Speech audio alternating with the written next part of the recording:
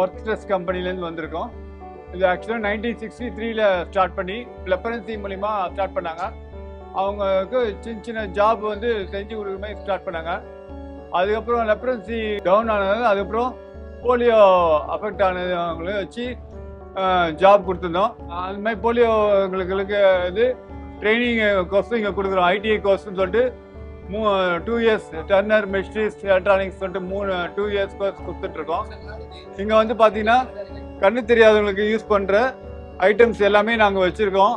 இதில் வந்து பார்த்தீங்கன்னா braille cube, 5 letter block, 8 letter, அப்புறம் இந்த வந்து A4 ஸ்லேட்டு, ஒரு யூபிகே கிட்டு மாதிரி அதில் வந்து பார்த்தீங்கன்னா எல்லா ஐட்டமும் இருக்கும்.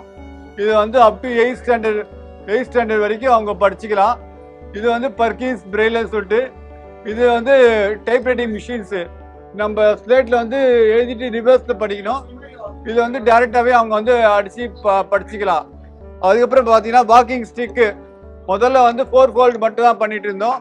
இப்போ வந்து 5, 6, 7 சொல்லிட்டு வேறு மாடலில் பண்ணிட்டு இருக்கோம். ஈஸியாக ஹேண்டில் பண்ணலாம் அவங்க.